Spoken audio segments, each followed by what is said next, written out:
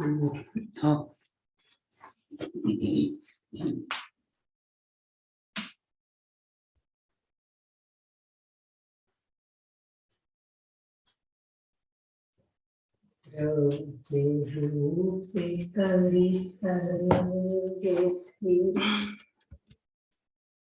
परिचय धीरे कौन द्रव्य दृष्टिया पालको परिचय नए करी को शुद्धात्मे अरूपंच गुरु जग विस्तर तो मोहे उदय जिय के वृथा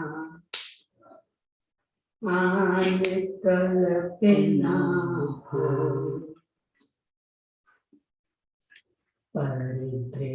परितृप्यन्ते प्रीति जो है संसार अबो ताको फल गति चार में भ्रमण कयो श्रुतेशो परमार्थ ते आते मां एक रूप ही जो करे में निमित्त विकल्पे खनि तीन नाशे शिव को अपने अपने सत्व को सर्व वस्तु गिलसाय ऐसे चितवे जीव जब परते ममते न था निर्मल अपना आत्मा देह पावन के जानि भव्य निज भाव को यासो तजो सने आत्म केवल ज्ञानमय निश्चय दृष्टि निहार सब विभाव परिणाममय आश्रव भाव विदान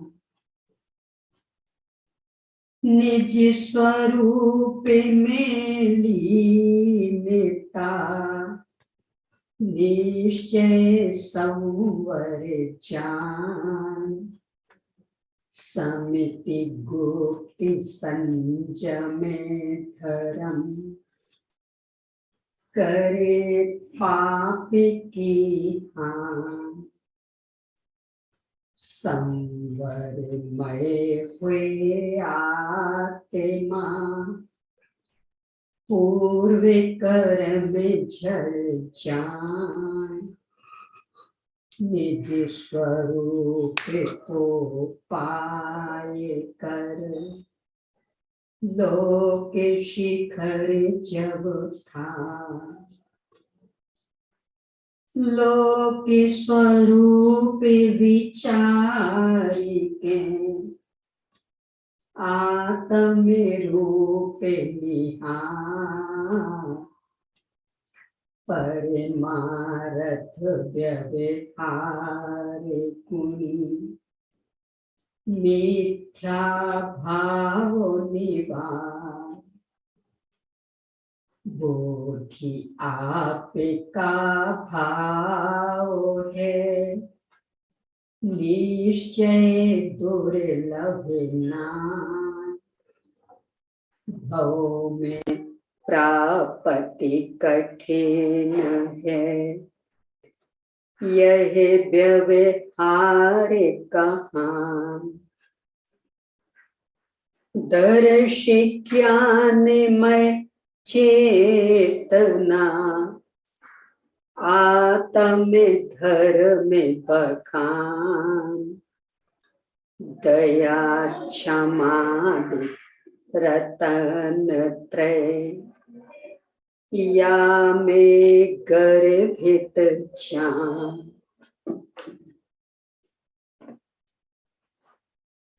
स्मृति शेष आदरणीय भाई श्री पवन कुमार जी, उनका स्मरण हमारे वैराग्य का कारण बने। संसार शरीर भोगों से विरक्त होकर निर्ग्रंथों के मार्ग पर अपने जीवन को उत्कृष्ट वेग से चला सकें, इस भावना से अभी यह अनौपचारिक चर्चा अपन यहाँ करने जा रहे हैं। आदरणीय पवन भाई साहब का मेरे ऊपर बरद हस्त बड़े भाई जैसा हमेशा से रहा है।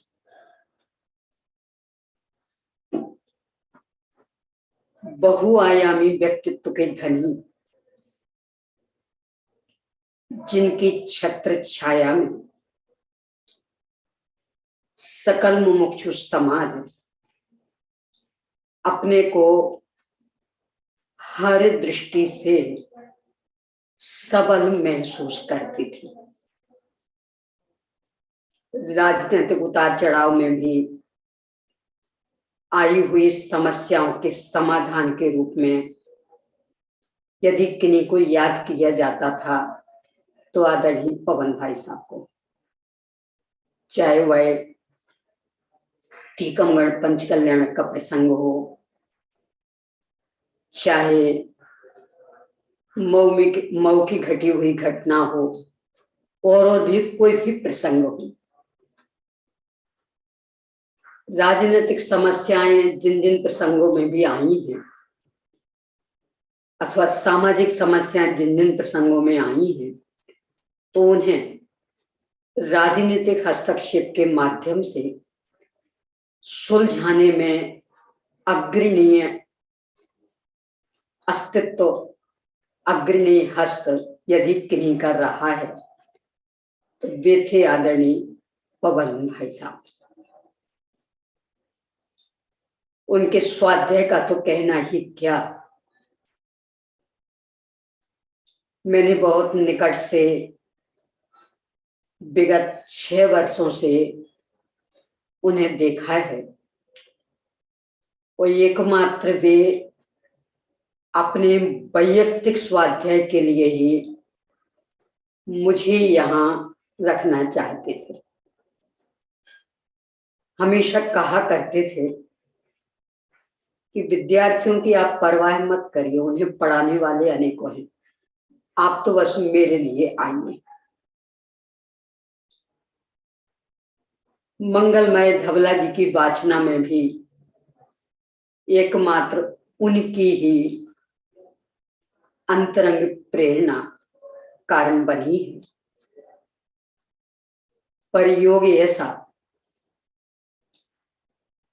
बस 1 वर्ष होने में मात्र 3 दिन ही शेष रह गए थे। 5 दिसंबर को अपनी वाचना प्रारंभ हुई थी। कुछ इस तरह के भाव बन रहे थे कि इस वर्षी पर कुछ अपन विशेष करेंगे, पर होनहार को कोई टाल नहीं सकता है। उस विशेष का होने का योग नहीं था। जो भी है, सहज स्वीकृति के अलावा अपने पास कोई दूसरा समाधान नहीं है। उनकी अनुशासन प्रियता संपूर्ण मुमुक्षु समाज क्या, पत्रकारिता विभाग क्या, राजनीतिक नेताओं में भी प्रसिद्ध रही है और पूर्ण निडर होकर के उस अनुशासन के परिपालन में हमेशा दत्तचित्त रहा करते थे। इस प्रसंग पर सभी मुमुक्षु भाई बहन भी, क्योंकि अब भी टोकने वाले तो रहे नहीं,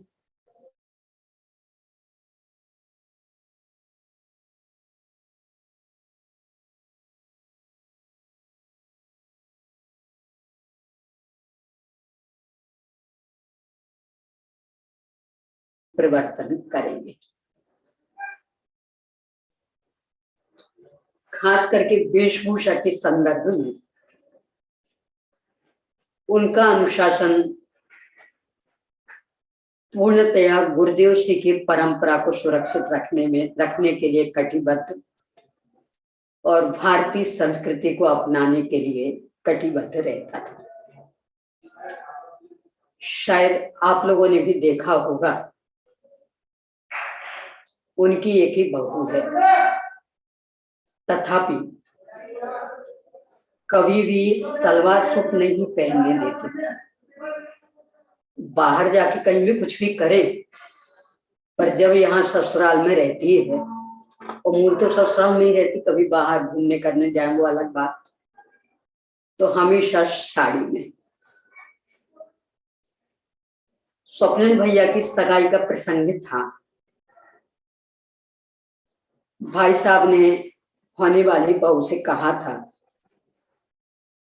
बेटा हमारे सामने जब भी आओ साड़ी में और सिर ढक करके। आज बहू 2 बच्चों की माँ है। बड़ा बेटा कितना 12 साल का है, आर्जव 12-13 साल का है, पर आज तक कभी भी साड़ी के अलावा कोई वेशभूषा और बिना सिर ढके नहीं देख पाए। एक बार की घटना है, एक मुमुक्षु बहन, चूंकि बात प्रसंग बन गया तो नाम लेने में भी कोई दिक्कत नहीं है, कलकत्ता की थी, साधना पांड्या, परिचित होंगे कलकत्ता वाले। उनका जब उनकी शादी भी नहीं हुई थी, उनके माता पिता से ही पवन भाई साहब के बहुत घनिष्ठ संबंध रहे हैं। पाटनी परिवार की थी, तो फिर यहाँ जब पांड्या परिवार में आई तो यहाँ उनके सास ससुर से भी बहुत घनिष्ठ संबंध थे। तो वहां की बेटी और फिर यहाँ की बहू, तो बहुत घरों जैसा उनके साथ चलता था। अभी लगभग 3 वर्ष पहले ही सोनागिरी जी में उनका आना हुआ, तो उनको मन आया कि भाई साहब से भी मिलते जाएं, क्योंकि कलकत्ता से तो फिर निकलना आसान नहीं रहता। तो आई हुई थी, पर सलवार सूट में गई भाई साहब के सामने। भाई साहब ने आंखें यूं कर दी, उन्हें जय जिनेन्द्र किया। भाई साहब ने यूं ही किए हुए बिल्कुल अनमने मन से जय जिनेन्द्र। बाकी फिर कोई बात भी नहीं की। समझ गई कि भाई साहब हमसे नाराज हैं और नाराजगी का कारण हमारी वेशभूषा।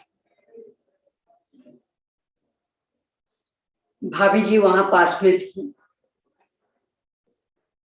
वे उनको फिर दूसरे कमरे में ले गई, बिठाया किया, और उनको तो वही बात कि भाई साहब नाराज, भाई साहब नाराज।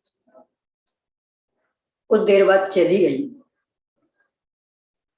अगले दिन भाई साहब ने उनको घर पर भोजन के लिए बुलाया। ये बोली, जब भाई साहब मुझसे बात करना भी नहीं चाह रही, नजर उठाकर देखना भी नहीं चाह रही, तो मैं भोजन करने कैसे आऊं? भाभी जी ने कहा, मैं बुला रही हूं। नहीं। फिर भाई साहब ने खबर भेजी कि आओ बेटा। गई, और फिर भाई साहब ने जो उनको संबोधन दिया, बेटा मैंने छोटे से तुम्हें देखा है, गोद में भी खिलाया है, कभी इस वेशभूषा में नहीं देखा। अब तो बहू नहीं सास, और उस समय तो मतलब उनके पतिदेव भी नहीं रहे थे, उस स्थिति में थी। तो अब तो और वैराग्य बढ़ना चाहिए था। अब ये वेशभूषा, उन्होंने सहज में कहा, भाई साहब इजी है। उनके शब्द बोल रही हूँ। भाई साहब ने छूटते ही सी कहा,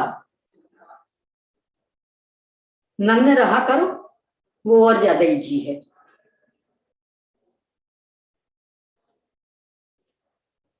यानी भाई साहब को वेशभूषा के संदर्भ में इतना अधिक विकल्प रहता था कि अपन भारतीय हैं तो भारतीय वेशभूषा रहनी चाहिए, जैन हैं तो जैन वेशभूषा ही रहनी चाहिए, अपनी वेशभूषा से अजैन हम नहीं दिखना चाहिए।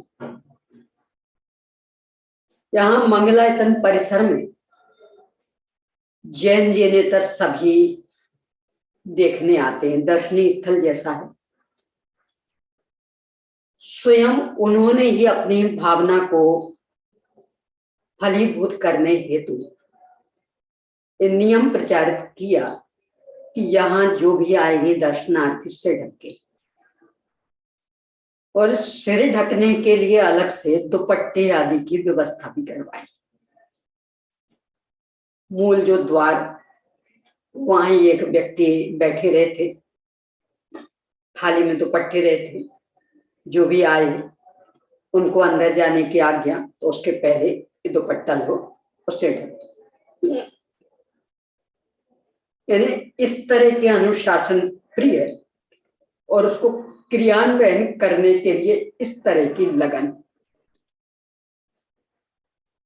अब आज कोई टोकने वाला अपने लिए नहीं रहा।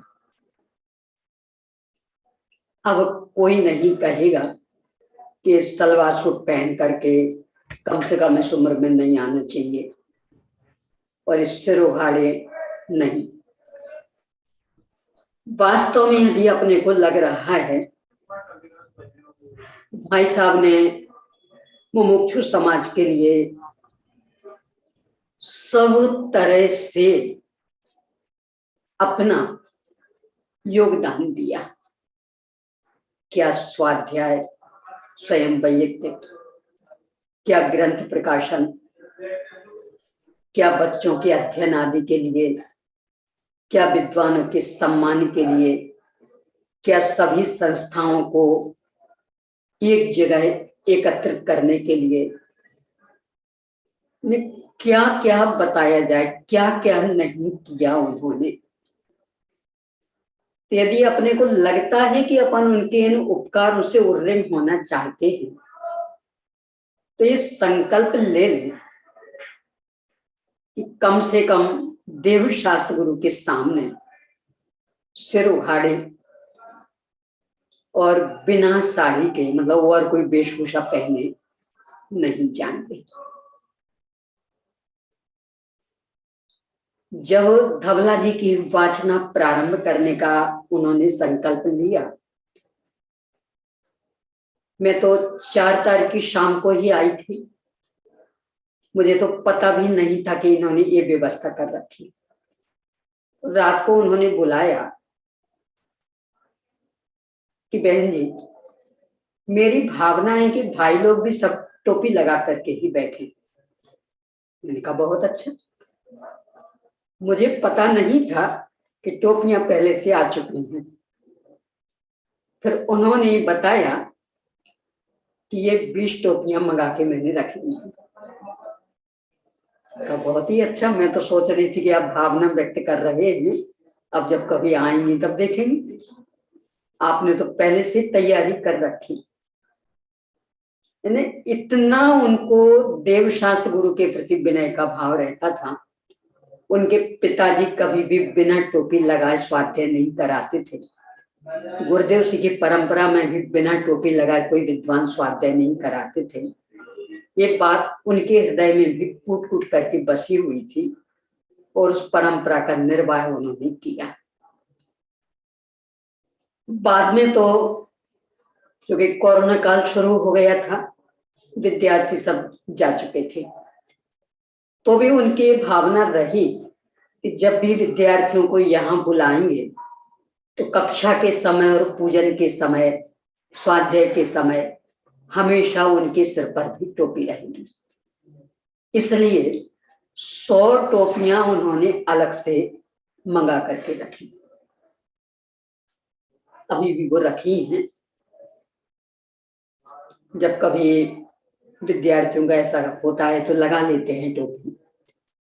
मैं कहना ये चाह रही, इस स्वाध्याय की प्रेरणा देने वाले तो बहुआयामी व्यक्तित्व के धनी, जितना जो उन्होंने अपन सभी मुमुक्षु वर्ग के लिए किया है, यदि उससे वो ऋण होना चाहते हैं तो उन जैसे स्वाध्याय में संलग्नता पूरी एकाग्रता से और अनुशासनिक प्रियता ये अपने जीवन में समा जाए। मुझे आज बार बार ना जाने क्यों ये मन में बातें खल रही है। रोज यहाँ से समय सार कलश का कार्यक्रम होने के बाद में वहां जाती, करीब करीब 10 दिन से भाई साहब गुरुदेव श्री को नहीं सुन रहे थे। मुझे पहले दिन ही पता लग गया था, तो दूसरे दिन ही मैंने कहा कि भाई साहब क्यों ऐसा? तो बोले नहीं बन पाता ऐसा वैसा, मुझे तो आपका ही सुनना अच्छा लगता है। तो कुछ ज्यादा नहीं कहा, बीच बीच में पुनः पुनः प्रेरणा देती रही 2-3 मिनट के अंतराल से। कल रात को मैंने एक बात कही उनसे, भाई साहब आप मुझे इतना सुनना चाहते हैं तो गुरुदेव जी को नहीं सुनते, ये अनुचित नहीं है? भाई साहब चुप रहे, बोले तो कुछ नहीं। और लगता है कि शायद अब गुरुदेव जी का साक्षात सुनने के लिए, उनसे मिलने के लिए ही प्रयाण कर गए।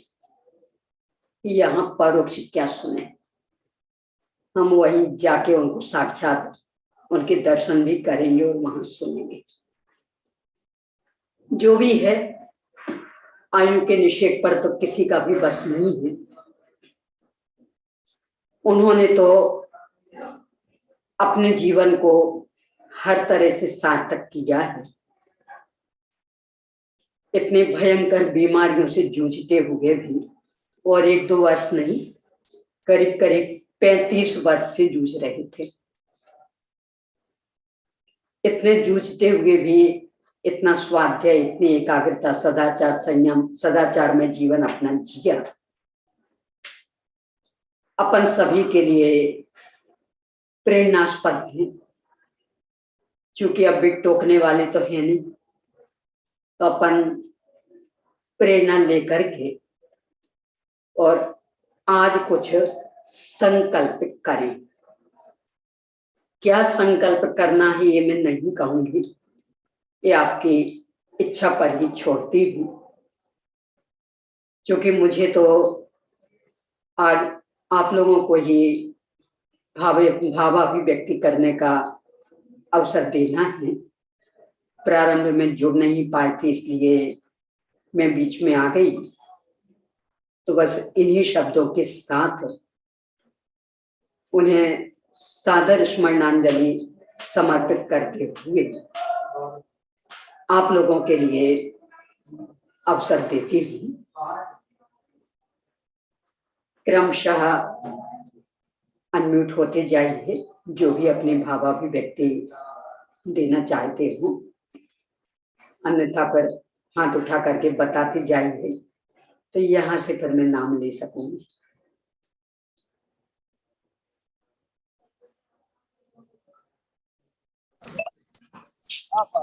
बहन जी, बोलिए।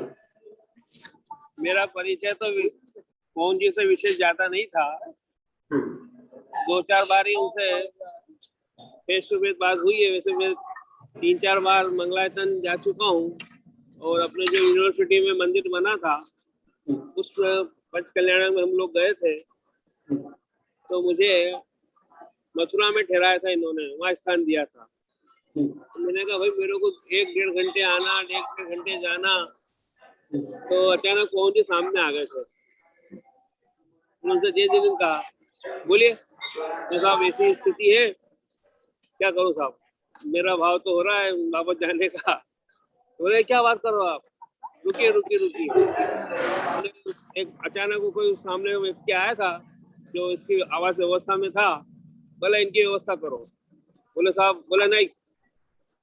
तो बोले सुमन भाई कब आएंगे? बोले 3 दिन बाद आएंगे। तो बोले सब सुमन भाई के साथ मेरे को अटैच कर दो आप, वो तो मेरे खास अंकल ही लगते हैं, आप निश्चित रहे मैं उनसे एडजस्ट कर लूंगा। तो बस ठीक है साहब। उसी वक्त उन्होंने व्यवस्था मेरी आवास की हो गई थी। तो मैंने उनका बहुत मन से हृदय से उपकार माना था।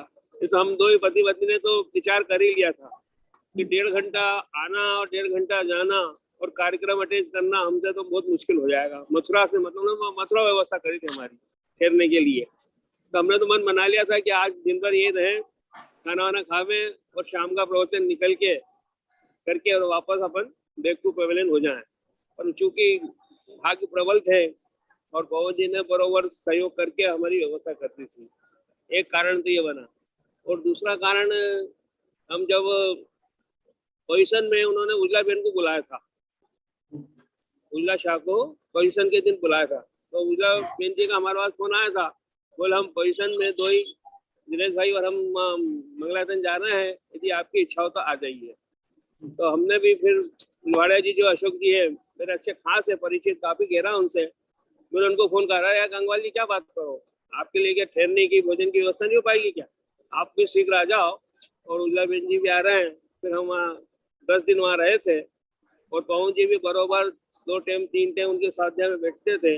उस समय राकेश जी भी पंडित जी से वहीं पर रहते थे अपने नागपुर वाले। तो वहाँ भी कुछ बातें चीत हुई थी पवन जी से, पर ज्यादा मेरा उनसे मेल मिलाप नहीं था।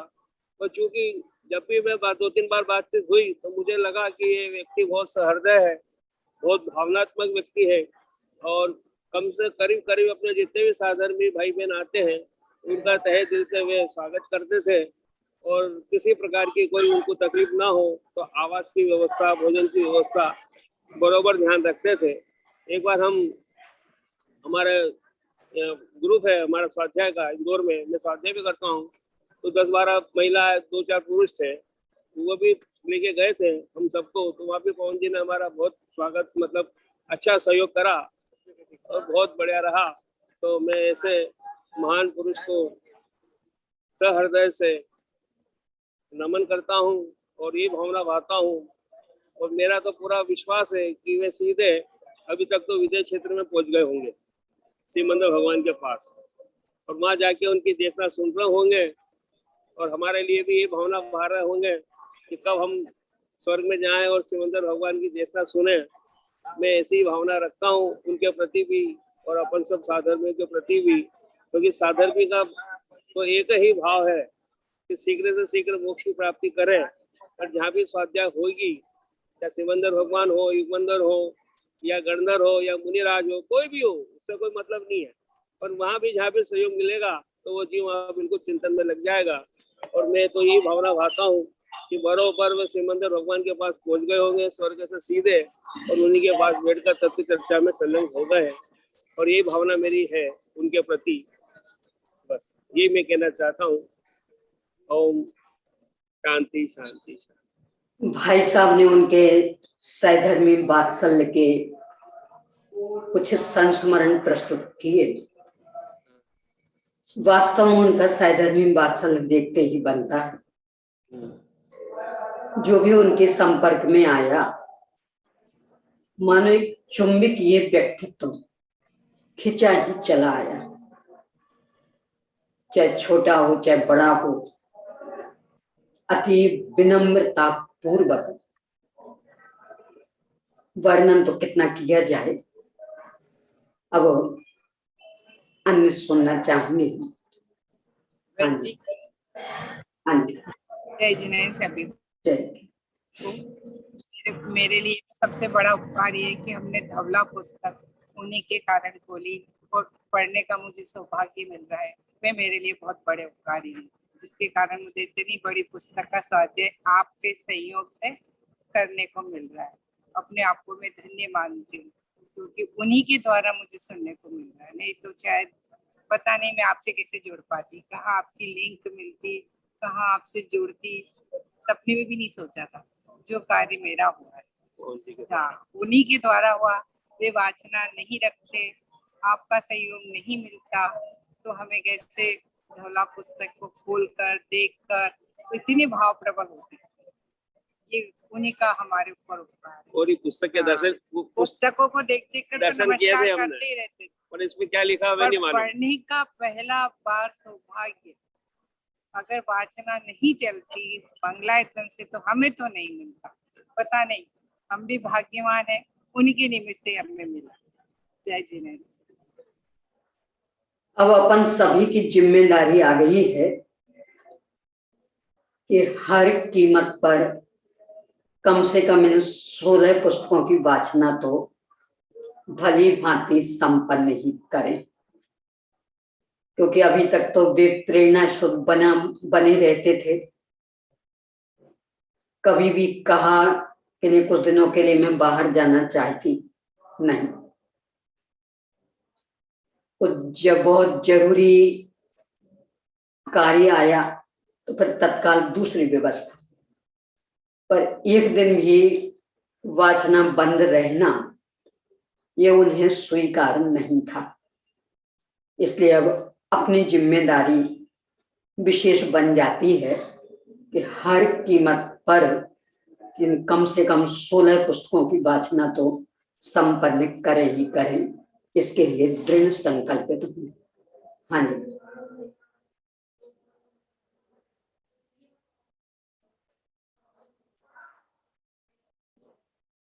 हाथ खड़े करे, कौन बोलना चाहते हैं? जय जिनेन्द्र। जय जिनेन्द्र। भाई साहब से वैसे तो बहुत मन था कि कभी परिचय हो पाता, अभी धवला जी वाचना के बाद से, लेकिन अनुकूलता नहीं बन पाई आने की। अभी रमेश जी भाई साहब भी आए थे, तभी भी मन हुआ था, लेकिन नहीं हो पाया आना। तो एक बार बेंगलोर पधारे थे भाई साहब, तो उस समय थोड़ी सी उनके स्वाध्याय में उनका लाभ मिला था। उस समय उन्होंने हमसे एक प्रश्न पूछा था कि मंगलायतन कहाँ है, तो हमने सहजता से जवाब दिया अलीगढ़ में। तो वो हंसते हुए बोले कि अलीगढ़ में नहीं है मंगलायतन, तो जहाँ आप आत्मा का कल्याण करने के लिए जिस क्षेत्र में आप समर्पित हो जाते हैं उस कार्य को करने के लिए, वो क्षेत्र ही मंगलायतन बन जाता है। तो तब ये हमने नहीं सोचा था कि सचमुच ये जो उनके द्वारा कहा गया शब्द साकार हो जाएगा और सचमुच हमारा घर ही मंगलायतन बन जाएगा। और धवला जी की वाचना से ये एक तरह का जो स्वप्न जैसा लगता है, लेकिन ये साकार हो पाया और ये कार्य जो चल रहा है। और अभी ये अपनी वर्षगांठ जो आने वाली थी उस समय भी उनका समागम रहता तो और विशेष होता कुछ, लेकिन ऐसा लगता है कि विधि ने उनके लिए और ऊंचा विधान उस समय के लिए रचा था। तो शायद सीधे साक्षात समोशरण में ही वो इसकी वर्षगांठ, या मतलब सीधे वीरसेनाचार्य और उनका समागम ही उनको मिलने के लिए व्यवस्था बनी ऐसी। तो इसके लिए हमें उनके लिए और ऊंचा स्थान मिला, इसके लिए ऐसा प्रसंग बन गया। तो मैं उनके शीघ्र अशरीरी और अनंत सुखमय जीवन की भावना भाती हूँ। और हम सब इस प्रसंग से शोक का नहीं, अपने जीवन में वैराग्य का पोषण करेंगे, क्योंकि जलते हुए जंगल में हम सबके वृक्ष का नंबर आने वाला है। तो हम इससे वीतरागता और वैराग्य को पुष्ट करते हुए उनके द्वारा प्रारंभ किए गए प्रथम श्रुति स्कंद की वाचना को मात्र आत्म कल्याण के लक्ष्य से अवश्य पूर्ण करेंगे। और कैसा भी समय आए, वाचना चलती रहेगी और निज कल्याण की भावना पलती रहे। और इस तरह से हम सब जुड़े रहें। और उनका अब अवधि ज्ञान से जब कभी वो देखेंगे, वहां से उनका मतलब होगा तो प्रसन्न रहेगा उनका भी कि मैंने जो कार्य किया वो चल रहा है। तो हम सब ये संकल्प करें कि ये वाचना इस तरह से चले और हम जितना भी जुड़ सके मात्र आत्म कल्याण के लक्ष्य से जुड़े, यही भावना। जय जी। स्वयं अपना आत्मा शाश्वत मंगल स्वरूप और इसकी आराधना मंगलायतन, ऐसी सतत प्रेरणा देने वाले भाई साहब के प्रति अभी आपने अपनी आदरांजलि प्रस्तुत की। हाँ जी, अनिल भाई साहब जी।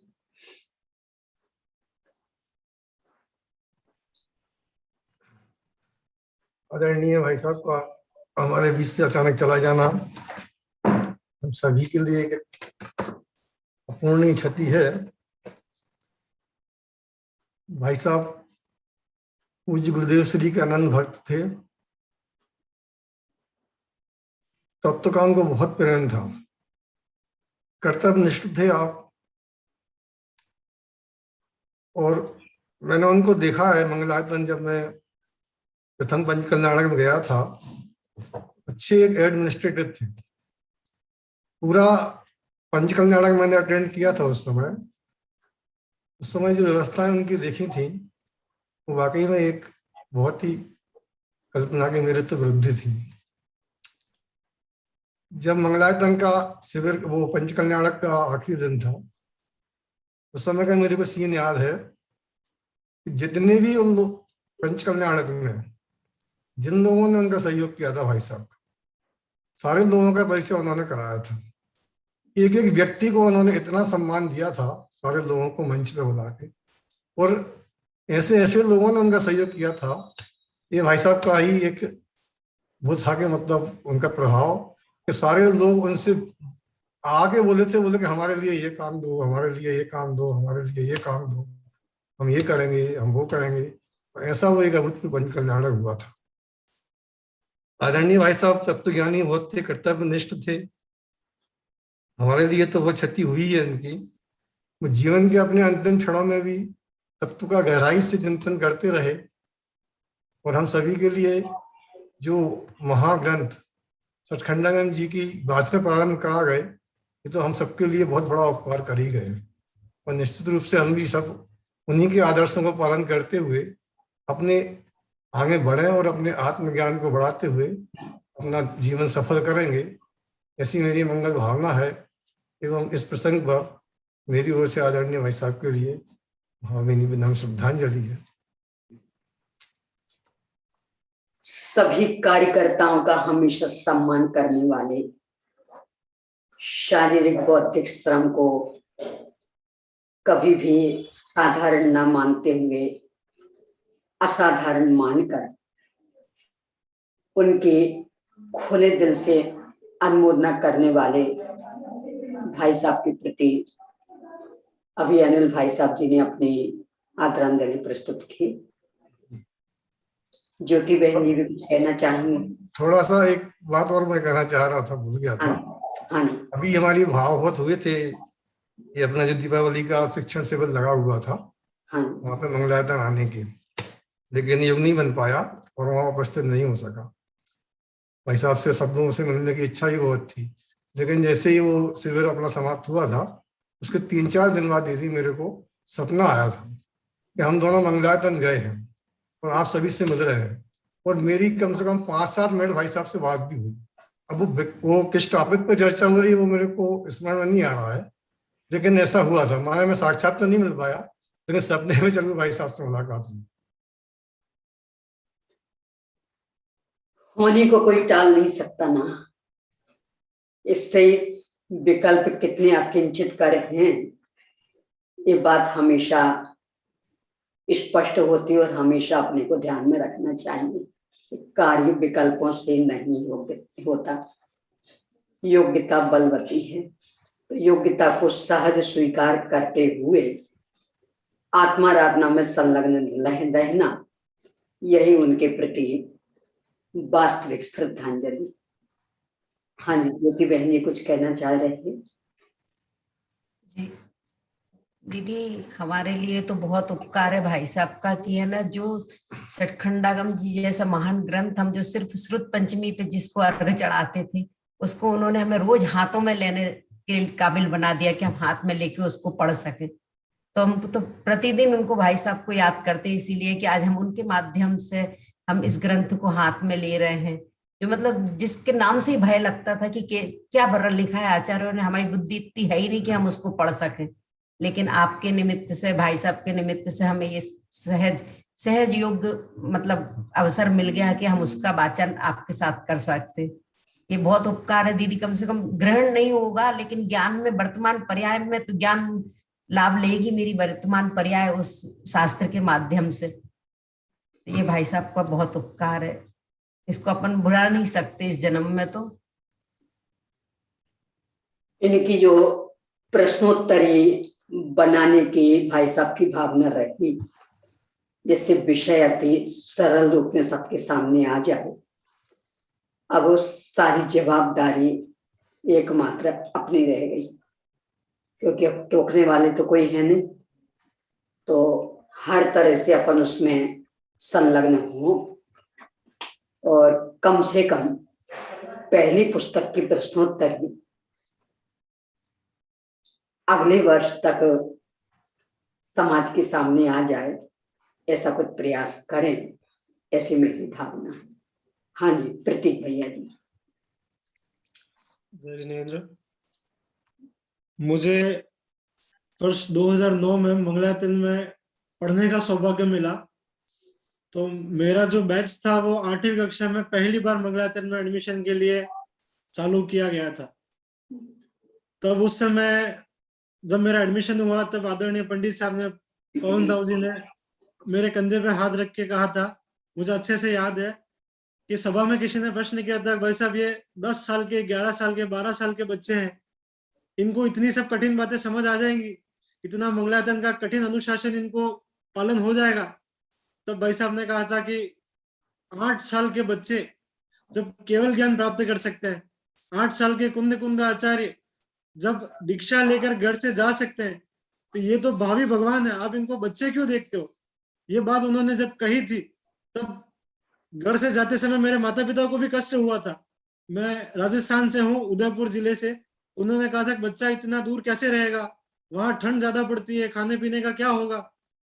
पर जब पवन दाऊ जी, आदरणीय पवन दाऊ जी हर बच्चे को अपना बेटा मानते थे, और वो हमारे माता पिता इतने निर्भीक हो गए कि हमारा बेटा, हमारे बेटे जो जा रहे हैं वो धर्म का ज्ञान तो लेके आएंगे, और उनके आजीविका की भी चिंता उनको ना करनी पड़े, उनके खान पान की व्यवस्था अपने बेटे के समान रखते थे। एक प्रसंग मैं सुनाना चाहता हूँ, दशलक्षण पर्व की बात है। हम विद्यालय से जब आए, तब विद्यालय से आने में लेट हो गए। अब 10 लक्षण में सुबह का जो भोजन बनता था वो समाप्त हो गया था। तब हम सब एकासन कर रहे थे, तो आदरणीय पवन दाऊ जी ने उसी समय भोजनालय खुलवाया कि ये मेरे बच्चे हैं, ये भूखे नहीं रहने चाहिए, एक तरफ ये एकासन करते हैं, हम इनके त्याग का इनकी प्रशंसा करते हैं। इसीलिए उन्होंने कहा था कि ये मेरे बेटे हैं, स्वप्निल मेरा बेटा तो है ही, साथ में ये विद्यार्थी जितने पढ़ते हैं ये मेरे बेटे समान है। इतना प्यार था, इतना वात्सल्य था उनको। जब शिविर लगते थे तब प्रत्येक साधर्मी व्यक्ति के पास जा जाकर उन्होंने कहा कि आपको धर्म लाभ हो रहा है, बाकी कोई तकलीफ तो नहीं है आपको, इत्यादि प्रकार से साधर्मी के प्रति प्रेम कैसा होना चाहिए, वात्सल्य कैसा होना चाहिए, यह हमने आदरणीय भाई साहब से सीखा है। फिर उसके बाद जब मंगलायतन में 5 साल में पढ़ा 12वीं तक, तब अंतिम जाते समय में उनसे मिलने गया था। जब हम विद्यार्थी, हमारी कक्षा के विद्यार्थी उनसे मिलने गए, उन्होंने एक बात बहुत सुंदर कही कि बेटा 5 साल तो यहाँ पढ़ लिए, अब आगे के जब जीवन व्यतीत करो उसमें एक बात याद रखना कि आपके आचरण से इस पवन जैन पर और तीर्थ धाम मंगलायतन पे कोई कलंक लगे ऐसा कार्य मत करना। यदि तुमने ऐसा कोई कार्य कर लिया तो मुझे मंगलायतन में तुम्हारा पढ़ाना निरर्थक लगेगा। और जो दान देने वाले लोग थे, इतना मंगलायतन में तुम्हें पढ़ाने वाले इतने गुरुजन, उन्होंने भी इतना त्याग तुम्हारे पीछे किया है, तो समाज में कभी कोई ऐसा गलत कार्य मत करना जिससे तीर्थ धाम मंगलायतन पे, पंडित कैलाश चंद जी पे, पवन जैन पे और तुम्हारे जितने गुरुजन है उन पे उंगली उठे। इस प्रकार के उन्होंने हमें मार्गदर्शन दिया था। और आज भाई साहब हमारे बीच में नहीं है, हमारी यही भावना है कि उनके सपने को हम आगे ले जाएं और जो विद्वत परंपरा है उसमें हम जितना थोड़ा बहुत हमारा सहयोग दे सकें, उसी परंपरा को हम आगे बढ़ा सकें। जय जिनेंद्र।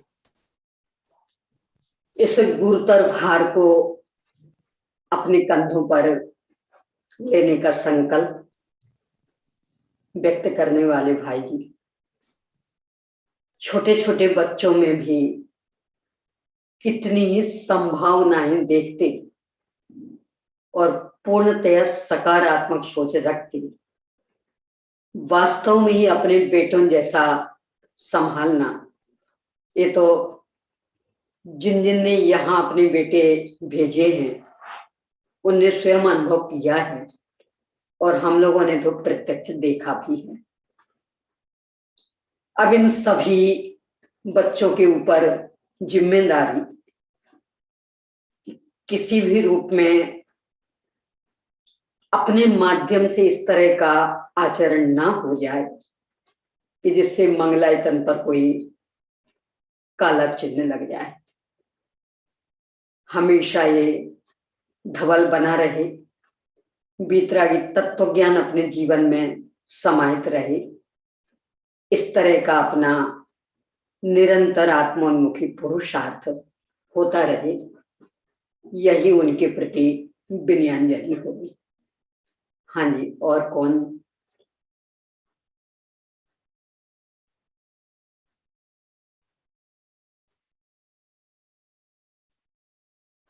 जो भी बोलना चाहते हैं हाथ खड़ा करिए।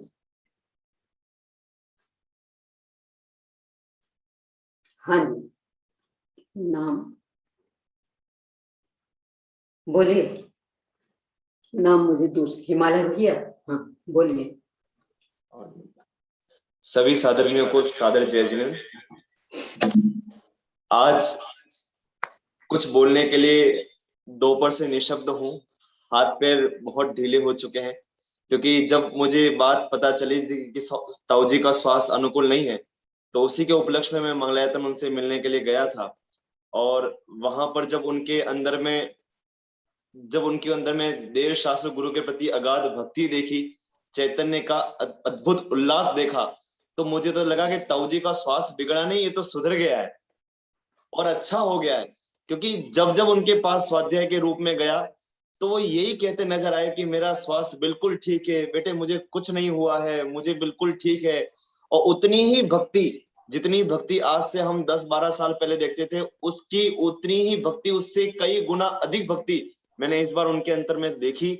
बहुत ही एक महापुरुष का वियोग आज हमारे सभी के साथ हुआ है। निश्चित रूप से उनके गुणों का हम जितना बखान करें उतना कम है। और वास्तव में सच्ची विनयान्जलि, सच्ची श्रद्धांजलि आदरणीय ताऊ जी को यही होगी कि अब उनके जो सपने हैं वो सारे सपने हम अपने कंधों पर लेकर इस पवित्र जिन शासन की गरिमा को बनाए रखें। हमारे जीवन के माध्यम से जिन शासन की निर्दोष प्रभावना होती रहे। मंगल विद्यापीठ जो ताऊ जी का एक बहुत बड़ा प्रकल्प था, संकल्प था कि घर घर मंगलायतन बने, घर घर के बच्चे मंगलार्थी बने। केवल मंगलायतन में पढ़ने वाले बच्चे मंगलार्थी नहीं है, केवल मंगलायतन में रहने वाले लोग मंगलायतन नहीं है, बाकी हर घर मंगलायतन बने, हर घर के लोग मंगलार्थी बने। ऐसा प्रकल्प आदरणीय ताऊ जी का था। उस प्रकल्प को पूरे करने में हम लोग कोई कसर न छोड़ेंगे, ऐसी हमारी भावना है। और आदरणीय ताऊ जी जिस मार्ग पर चले, जिस अंत समय पर भी जिस मार्ग के ऊपर उनकी श्रद्धा जो अडिग रही, ऐसी श्रद्धा हमारे जीवन में भी प्रकट हो, इसी मंगल भावना से मैं अभी अपनी बात को विराम देता हूँ। ओम नमः सिद्धेभ्य। अपनी भावनाओं को संकल्पित रूप देने वाले और संकल्पित रूप की हमेशा प्रेरणा देने वाले भाई साहब, उनके सभी स्वप्नों को, और स्वप्न चूंकि स्वयं पर हितकारी है, उनका कोई स्वार्थ नहीं है, तो साकार करने का दायित्व अपन सभी का। इस भावना को समझने वाले मंगलार्थियों के प्रतिनिधि के रूप में भाई हिमालय भैया ने अपने भाव व्यक्त किए। भाई साहब का समर्पण देवशास्त्र गुरु के प्रति वास्तव में ही अजब गजब कर रहा है। मैं तो इतनी बीमारी की स्थिति में भी निरंतर देखती रही, सीधे मंदिर तक नहीं जा पाते थे तो रूपस्थ ध्यान के रूप में पूरे मंगलायतन परिसर के दर्शन कराए, वंदना कराना, और फिर बार बार उनको प्रेरणा देना कि आप हम लोगों की अधीनता में क्यों रहते, आप करिए। और प्रतिदिन ही उनका दिनचर्या का ही वह अंग बन गया था कि दिनचर्या से निवृत्त हुए, मतलब दैनंदिन प्रातःकालीन चर्या से निवृत्त हुए और रूपस्थ ध्यान के रूप में मंगलायतन परिसर में विद्यमान सभी जिनालयों की, देवादेव की पूर्ण एकाग्रता पूर्वक वंदना करना, इसके बाद ही अन्य कार्य करना। जीवन बहुत बहुत सदाचार संपन्न, अपन सभी के लिए प्रेरणादायी। हाँ जी, और अपने कोई भाव व्यक्त करना चाहते हो?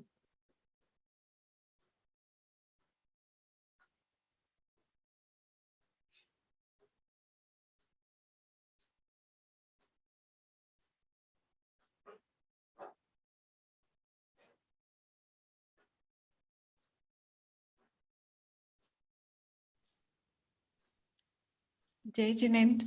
जय। मेरा पंडित जी के साथ पर्सनल कनेक्शन ऐसा नहीं था, लेकिन हमें एक अवसर मिला था जब हम मंगलायतन के लिए शिविर के लिए गए थे। तो उनके आचरण से इतना पता चला कि जिस प्रकार की श्रद्धा हमें होनी चाहिए अपने देवशास्त्र गुरु पर, गुरु यानी अपने स्वामी जी के ऊपर जितना उनका श्रद्धा था, तो उसको एक देखने का अनुभव मिला कि जब प्रवचन हो रहा था तो उस समय जिस भक्ति के साथ और जिस वात्सल्य के साथ वो उनके बारे में बताया करते थे, तो क्योंकि प्रत्यक्ष हमने उनको गुरुदेव श्री को तो देखा नहीं था, लेकिन उनके ऊपर जो श्रद्धान हम में बिठाया था, तो वो उनके द्वारा जिस प्रकार वो उसका प्रचार करते थे, उसको सुनकर ही हमें उनके ऊपर इतना श्रद्धा हुआ। यानी जो प्रत्यक्ष न दिखने वाले जो जीव हैं, उनके ऊपर हमारे श्रद्धा को आदरणीय पंडित जी ने ही बढ़ाया था, जिसकी वजह से हम इस मार्ग पर बने रहे। तो इसके लिए उनके आभारी और विनयाञ्जलि। पिता झलक ज्यों पुत्र में दिखती, शिष्य को देख करके गुरु कैसे रहे होंगे, इसका निर्णय कर लिया जाता है। और फिर शिष्य का अनुकरण करते हुए गुरु के अनुकरण के भावनाएं किस प्रकार से बलवती होती हैं, इस तरह के उद्गार अभी बहन जी ने व्यक्त किए। हाँ जी, और कोई? आदरणीय पंडित जी साहब के बारे में कुछ बोलना तो चाहती हूँ, लेकिन ऐसा लग रहा है कि शायद काफी छोटी हूँ, तो पता नहीं उचित है या नहीं, लेकिन जो भी भाव मन में आ रहे हैं वो बोलने का प्रयास करती हूँ। यदि कोई त्रुटि आदि कुछ भी लगे तो गुरुजन उसको सुधारें। ऐसा लग रहा है कि जैसे एक परिवार में से कोई मुखिया का हमारे से वियोग हो गया। ऐसे मेरा संपर्क ज्यादा नहीं रहा है, अभी वाचना से ही मैं उनके संपर्क में आई थी पिछले, 1 साल 1 वर्ष ही हुआ है वाचना स्टार्ट हुए, लेकिन फिर भी एक व्यक्तित्व को देखकर जो उत्साह, समर्पण, सहनशीलता, मतलब ऐसा लगता है ये सब गुण एक व्यक्ति में देखने आज के समय में शायद ही मतलब देखने को भी मिल जाए तो वो भी एक बड़ी बात लगती है। तो ऐसे व्यक्तित्व को देखकर अंदर में से उत्साह होता है, मतलब उनके जैसा उत्साह उम्र चाहे कुछ भी हो, लेकिन उनके उत्साह से उनकी उम्र का नहीं कोई अंदाजा लगा सकता। मतलब कितनी उनको बीमारी है, कितनी उनको तकलीफ है, तो उनकी सहनशीलता और उनका जो उत्साह है वो सच में अनुकरणीय है। और समर्पण, जैसे अभी हम मतलब गुणों का तो हम क्या ही बात करें, धैर्य, मतलब हर चीज को बहुत सोच समझ के करना, आराम आराम से हर चीज को करना, ना कोई आकुलता अंदर में, ना कोई जल्दबाजी, ना कोई संक्लेश। मतलब मैं तो इतने संपर्क में नहीं आई, लेकिन जितना भी थोड़ा बहुत संपर्क जितने दिनों का रहा उसमें बीमारी या जो भी स्थिति रही हो, लेकिन फिर भी संक्लेशता नहीं दिखी मुझे परिणामों में।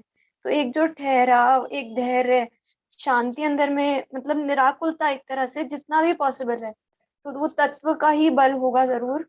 तो वो तत्व का बल अंत तक बना रहा, ये इस बात की काफी प्रसन्नता है और अनुकरणीय भी है कि ऐसी प्रतिकूल परिस्थितियों में भी हमें इस तत्व को नहीं छोड़ना। ऐसी प्रेरणा हमें उनसे मिलती है और ऐसे प्रसंगों को देखकर एक तरह से ये भी लगता है कि मतलब एक एक क्षण सुनिश्चित है और हमें ही आंदोलित करते हैं ऐसे प्रसंग, अचंभित करते हैं। लेकिन देखा जाए तो ये सारे प्रसंग अचंभित या आंदोलित करने वाले नहीं, तो एक तरह से सुनिश्चित पना है, दर्शा रहा है कि कोई किसी के भी हाथ में नहीं है, किसी के भी।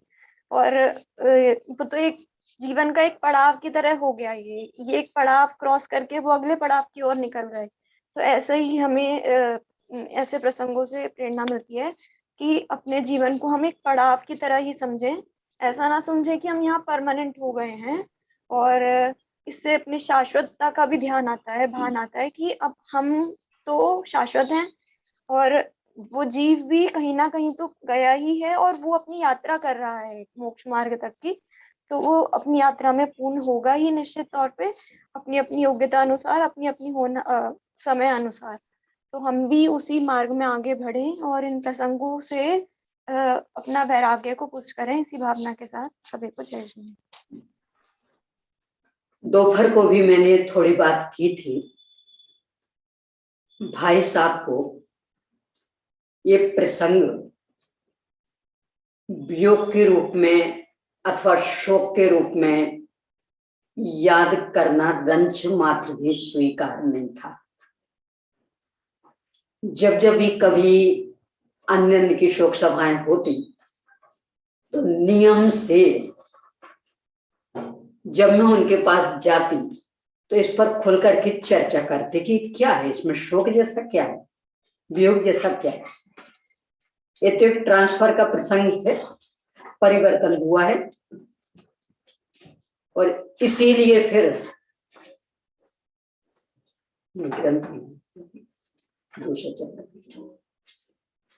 इसीलिए फिर अपने बेटे बहुओं से बाकी भी अपने कुटुंबी जनों से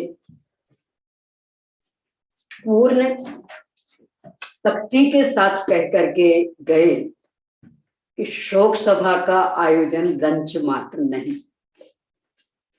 वैराग्य सभा ही करना। अपन भी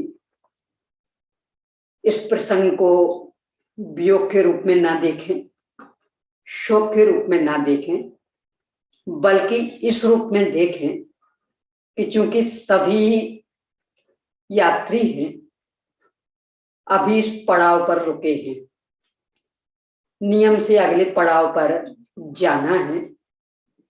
वे आज चले गए, अपने को कल जाना है, किसी को परसों जाना है, किसी को और अगले दिन जाना, तो उसकी तैयारी में जुट जाएं जैसे कि वे हमेशा जुटे रहे। समता, सहनशीलता,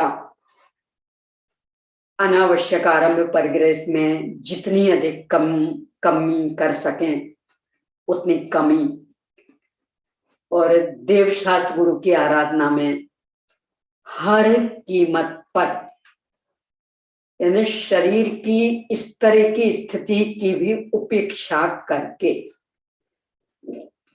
ये तो जिनने प्रत्यक्ष देखा है स्पष्ट अनुभव करते कि कितनी भयंकर स्थिति, और फिर भी तत्व चर्चा में वही एकाग्रता, भक्ति आदि में वैसी ही स्थिरता, कहीं व्यग्रता नहीं दिखाई देती थी। तो अपना भी पुरुषार्थ इस तरह का बढ़े और वृत्ति अंतरोन्मुखी हो, आत्मोन्मुखी पुरुषार्थ करके अपन भी यहाँ से गमन करने के लिए पहले से इतने तैयार हो जाएं। इस तरह की प्रेरणा देने वाले आयुषी बहन जी के भाव। और कोई यदि कुछ व्यक्त करना चाहते हो अपने, हाँ जी बोलिए शिल्पा बहन। जय जिनेन्द्र। आज हम सभी को जो दोपहर में समाचार मिला तब मुझे मेरे जीवन का एक प्रसंग याद आया। 10 साल पहले जब मैं आत्मार्थी में थी तो हम सब आत्मार्थी बहनों के साथ मंगलायतन गए थे। तब आदरणीय पवन जी भाई साहब ने मुझसे पूछा था कि कितनी मतलब आपने बीएड कर रखा है क्या, मतलब मेरी योग्यता के बारे में पूछा। इतना सा परिचय हुआ, मैं सिर्फ इतना बताना चाहती। फिर किन्हीं कारणों से आत्मार्थी छोड़ना हुआ तो इतनी सी भेंट में उन्होंने याद रखा और फिर बाद में मेरे मंगलार्थी हिमालय मेरे भाई होते हैं, उनके थ्रू कहलवाया कि तुम्हारी बहन को यदि इच्छा हो तो हमारी संस्था से जुड़े। उस समय कुछ कारणों से मैं नहीं जुड़ पाई, लेकिन मेरी मन में जो इच्छा थी कि मैं कर्णानुयोग पढ़ूं, धवला जी का अध्ययन करूं, अप्रत्यक्ष रूप से आदरणीय भाई साहब के संकल्प से जो वासना का कार्यक्रम हुआ उसमें मैं जुड़ी। तो मुझे मेरे मन में इतनी संतुष्टि हुई कि चलो, उस समय मैं भाई साहब के जिसने जो प्रस्ताव रखा था उस पर मैं अमल नहीं कर पाई, लेकिन आज मैं उनका जो दृढ़ संकल्प, आज मैंने 5 दिसंबर की जो भाई साहब का दृढ़ संकल्प था उसको मैंने वापस सुना। तो उन्होंने कहा, उन्होंने एक बात बहुत अच्छी बोली थी कि मैं रहूं ना रहूं लेकिन ये वासना निरंतर अविरल रूप से चलनी चाहिए। तो हम एक मशाल के रूप में नहीं लेकिन एक दीपक के रूप में ही सही इस वासना में जुड़कर और अन्य भाई बहनों को जोड़े और उनका जो अंत समय, पूरे जीवन तो गुरुदेव के तत्व ज्ञान से वो सराबोर रहे, लेकिन अंत समय में उनका आगम के प्रति, मूल आगम के प्रति जो रस जगा था। मैं आपकी पुरानी रिकॉर्डिंग्स भी बहुत सुनती रहती हूँ रात के टाइम पे, तो मैं उसमें से सुनती हूँ कि भाई आदरणीय भाई साहब कितने जिज्ञासु होकर जो वो आपकी रिकॉर्डिंग सुनते समय मेरे मन में जो प्रश्न होते हैं वही भाई साहब के पूछ लेते हैं, और मतलब ऐसा लगता है कि अभी उनका वियोग हुआ ही नहीं, जैसे स्मृतियों में जीवंत है। और उनकी इतनी जिज्ञासु प्रवृत्ति जो मेरे लिए बहुत अनुकरणीय रही।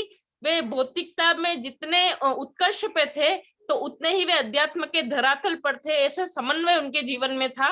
और अभी 1 माह पूर्व ही हिमालय भाई उनसे मिलने गए तो उनके ज्ञान में इतना था कि इसकी एक बहन आत्मार्थी में थी। मेरे लिए उनके मेरे लिए इतना बड़ा ये एक सौभाग्य मैंने समझा कि उनकी क्षोभम ज्ञान की पर्याय में मैं एक समय में आई, तो ये मेरे लिए बहुत सौभाग्य का रहा। मैं अपने आप को बहुत गौरवान्वित महसूस किया मैंने, और उनकी जो भावना थी उसको हम हमारे जीवन में आगे बढ़ाते रहें, यही हमारी मंगल भावना रहेगी। आत्मोन्मुखी पुरुषार्थ करने वाले व्यक्ति, लौकिक और धार्मिक दृष्टि में से किसी भी प्रकार के कार्य करने वाले व्यक्ति,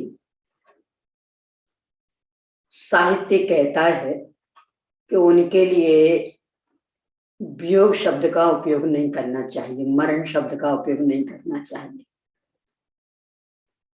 वे भले आज भौतिक रूप में अपने पास नहीं है, परंतु उनके कार्य, उनकी भावनाएं निरंतर विद्यमान हैं, और भावनाएं यदि अपने मन में सुरक्षित हैं तो इसका मतलब वे ही अपने साथ हैं। इस तरह का संबल लेकर अपन उनके पद चिन्हों पर चलते रहें और आगम अध्यात्म की मैत्री पूर्वक आत्मोन्मुखी पुरुषार्थ करते रहें। इस तरह की भावांजलि प्रस्तुत की गई। हाँ जी, और कोई? हाँ जी बोलिए। क्या उषा जी? उषा बहन बोलिए। जय जिनेंद्र दीदी जी, जय। सभी को जय जिनेंद्र। मुझे तो वात्सल्य की मूर्ति लगे भाई साहब, क्योंकि मेरा बेटा 4 साल वहां पढ़ा, तो ये जो भी बात करता आके, तो हमको ऐसा लगता कि हम एक बच्चे को नहीं संभाल पाते, ऐसी पूरी संस्था को भाई साहब संभालते। कितनी उनके ऊपर, कितना उनके हृदय में देव शास्त्र गुरु के प्रति श्रद्धा, बच्चों के प्रति वात्सल्य, ऐसी वात्सल्य मूर्ति को देख के हमको बहुत, आज समाचार सुना तो ऐसा लगा, एक समय के लिए लगा, फिर मन में श्रद्धा हुई कि सबको अमरत्व कोई नहीं है इस जगत में, सबको जाना है, ऐसा लगा। फिर उनकी पंच कल्याण जब हुआ था शुरू में फर्स्ट में, तो हमारे इसके पापा जब गए तो उनको देव शास्त्र गुरु के प्रति श्रद्धा देखकर उनको प्रति ऐसा उनको हो गया कि वास्तव में ये ऐसा काम करे तो हमें भी कुछ करे। तो हमने भी यहाँ पे एक चैत्यालय स्थापित किया, वहां से आके छोटा सा, हम 5 परिवारों ने मिलके, और फिर स्वाध्याय भवन की जगह भी ली। वहीं से हमको ये शिक्षा मिली कि एक व्यक्तित्व इतना बड़ा कार्य कर सकता है, हम छोटा कार्य क्यों नहीं कर सकते। क्योंकि मंदिर में आए दिन हम शिविर लगाते थे तो कुछ ना कुछ होता रहता था, तो फिर हमने भी छोटा सा कार्य संकल्प लिया है, और स्वाध्याय भवन के लिए जगह भी ली है, तो कुछ कार्य हम करें। और हमारे पिताजी जो डूंगरमल जी है, वो भी बुलंदशहर वाले पंडित जी को बहुत बहुत याद करते थे, रोज याद करते थे। तो उनके ही परंपरा से हमारा भी ये, जब पिताजी से हमारे बच्चों में ये संस्कार चल रहे हैं। हमारा देव शास्त्र गुरु के प्रति अगाध श्रद्धा रहे। और सबको जय जिनेंद्र जी, बस इतना ही कह के पूरा कर। इसी प्रकार से देव शास्त्र गुरु की आराधना में अपना समय भी बीतता रहे, स्वयं प्रभावना के साथ साथ धर्म की प्रभावना में अपना जीवन समर्पित रहे। इस तरह की मंगल प्रेरणा देने वाले भाई साहब, उनके प्रति आपने श्रद्धांजलि समर्पित की। दोषी जी भाई साहब।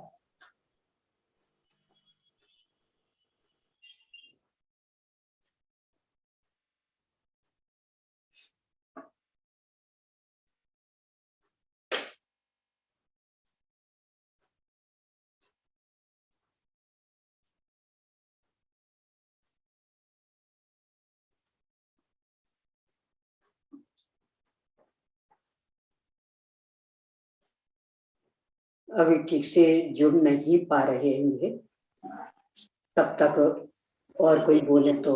हाँ जी, अनुराधा बहन जी। कोई भी स्वाध्याय प्रेमी होता है, उसको धवला पुस्तक पढ़ने का बहुत मन करता है। तो मुझे भी धवला का अध्ययन करने का बहुत ही मन था, और संयोग बस नीरज भैया, संयोग बस आदरणीय भाई साहब और मंगलायतन के माध्यम से मैं शुरू से ही, पहले दिन से ही धवला पुस्तक के अध्ययन में जुड़ी, और भाई साहब भी जुड़े हुए रहते थे। मुझे जहां तक याद है, दूसरी पुस्तक तक वो हमारे साथ रहते थे, और उनका इतना अस्वस्थता के बावजूद भी वो इतने मतलब गंभीरता पूर्वक स्वाध्याय सुनते थे, और इतने सारे प्रश्न उत्तर का समाधान, जो समाधान भाई साहब के समय हमारा हुआ प्रश्न उत्तर का, वो मुझे नहीं लगता है कि और कभी हो पाया है। मतलब इतने गंभीर प्रश्न उनके होते थे, और मुझे तो हमेशा शीतल बहन से भी पूछती थी कि इतने अस्वस्थता में वो कैसे बैठ पाते इतनी देर, क्योंकि हम लोग तो स्वस्थ रह के भी शरीर इधर उधर, और वो भी धवला की वाचना, इतनी गंभीर वाचना कि जब तक हमारा स्थूल उपयोग, हम धवला की वाचना भी नहीं कर सकते। तो आदरणीय भाई साहब के माध्यम से हमें धवला पुस्तक पढ़ने का जो मिला है, वो निरंतर जारी रहेगा, और मैं उसमें जुड़ी रहूंगी। उसके बाद भाई साहब ने मुझे बहुत ही सौभाग्य ये प्राप्त हुआ कि भाई साहब ने खुद मुझे एक दिन फोन किया, और स्वाध्याय के लिए बहुत, मतलब हमारे स्वाध्याय की सभी बहनों की प्रशंसा की कि आप लोगों का स्वाध्याय बहुत अच्छा है। तो मेरे लिए तो वो स्वर्णिम दिन ही था कि मैं बहुत एक सामान्य हूँ, और मुझे भाई साहब ने इस तरह फोन किया, और मंगलातन आने का निमंत्रण भी दिया, और आप हमारे घर पधारो ये भी कहा, कि मैं आजीवन ऐसे व्यक्तित्व के द्वारा जो मुझे फोन किया गया और इतना सम्मान दिया गया, उसको मैं कभी नहीं भूलूंगी। मेरे लिए तो एक बहुत ही मतलब बड़ी बात है, मुझ जैसे सामान्य के लिए। और भाई साहब के से बात करके मुझे ऐसा लगा कि इतना मधुर, मतलब वार्तालाप, इतने सामान्य, इतने बड़े व्यक्ति, और मुझे फोन करके आधा घंटा उन्होंने बात की, बहुत ही मतलब अलग ही बात लगी। उसके बाद उन्होंने मुझे कहा कि मैं आदरणीय दीदी जी की प्रेरणा से मुझे बहुत अच्छा लग रहा है, और मैंने कई चीजें मतलब उन्होंने अपने सदाचार जीवन के बारे में बताया कि दीदी जी मतलब हमें धवला पुस्तक पढ़ाने के लिए दीदी जी के अलावा कोई योग्य मिल ही नहीं सकती थी। तो काफी अच्छे से उन्होंने बात किया। तो आजीवन मुझे उनकी वो बात हमेशा याद रहेगी, और मैं आजीवन और जब तक ये धवला पुस्तक का स्वाध्याय रहेगा मैं उससे जुड़ी रहूंगी। पूरी पुस्तक की मैं 16 पुस्तकों का स्वाध्याय में अनवरत करूंगी। ये मेरी उनके प्रति यही श्रद्धांजलि है। समय से प्रतिबद्ध जीवन बिताने वाले, जब वाचना का समय निर्धारित किया गया तो प्रारंभ में ही उन्होंने कहा 1.25 घंटे। उसका कारण ये रहा कि विगत 6 वर्षों से जब जब भी मेरा यहाँ रहना होता तो दोपहर का स्वाध्याय 1.25 घंटे होता था। तो उनका ये भाव बना कि इसमें कमी नहीं आना चाहिए। यद्यपि बाहर के लोगों ने कई बार ये संकेत भी दिए कि सब 1.25 घंटा बहुत ज्यादा हो जाता है। उनका एक ही था कहना, सब ऑनलाइन चल रहा है ना, आपको नहीं है अनुकूलता, आप आगे पीछे सुन लेना। तो इस समय को कम करने का क्यों सोच रहे हैं? आपको यदि अनुकूलता नहीं है, आप 1 घंटा सुन सकते तो 1 घंटा पहले सुन लेना, फिर 1.25 घंटे का बाद में सुन लेना। यूट्यूब पर पूरा जा ही रहा है। पर हमारा समय कम कराने का विकल्प मत रखिए। ऐसी बारंबार उनकी प्रार्थना, उसका सुफल निकला कि आखिरकार सभी ने एक मत से सम्मति दी कि यदि 1.25 घंटा चलता है तो चलने दीजिए। इस तरह से स्वाध्याय के प्रति संलग्न रहने वाले आदरणीय भाई साहब सभी के प्रेरणा स्रोत, उनकी भावनाओं को सम्मान देते हुए बहन जी ने जो एक कहा कि नियम से सभी पुस्तकों की वाचनाएं करेंगे, इसके लिए बहुत बहुत उनके कार्य की अनुमोदना, और बाकी सब भी इस तरह का संकल्प लें, ऐसी भावना। हाँ जी, आदरणीय जेपी दोषी जी साहब। हाँ, आदरणीय पवन जी साहब, मतलब सारे मुमुक्षु समाज में जो जैन शासन की और गुरुदेव श्री की तत्व ज्ञान की जो प्रभाव न हुई पूरे जीवन भर, वह वास्तव में हम सभी के लिए बहुत ही आदर्शदायक है। इसके अतिरिक्त आदरणीय पवन जी की ही प्रेरणा से ताम्रपत्र पर प्रथम श्रुत स्कंद भी विराजमान हुए, और यहाँ पर धवला की वासना का कार्यक्रम जो कि निरंतर चल रहा है, उसकी भावना वह भी पवन जी भाई साहब की ही भावना थी। और उनको सच्ची श्रद्धांजलि तो यही हो सकती है कि हम सभी जो धवला वासना का जो कार्यक्रम शुरू हुआ है और चल रहा है, चौथी पुस्तक वर्तमान में चल रही है, हम पूरी 16 पुस्तकों में सब मिलकर वासना करें। बस यही वास्तव में उनके प्रति श्रद्धांजलि है। मैं भी आप सभी के साथ में हूँ। ओम शांति, ओम शांति। सभी उनकी भावनाओं को पुष्ट करने के लिए कृत संकल्पित हैं।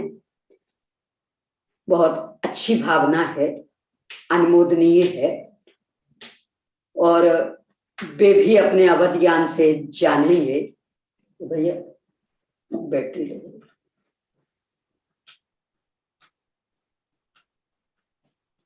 वे भी अपने अवध ज्ञान से जानेंगे तो नियम से संतोष व्यक्त करेंगे। अपन सभी के भावना फलीभूत रहे। अभी बैटरी पकड़ी नहीं, पकड़ी। हाँ जी, और जो भी अपनी भावांजलि व्यक्त करना चाहते हो। जय जिनेंद्र। जय जिनेंद्र।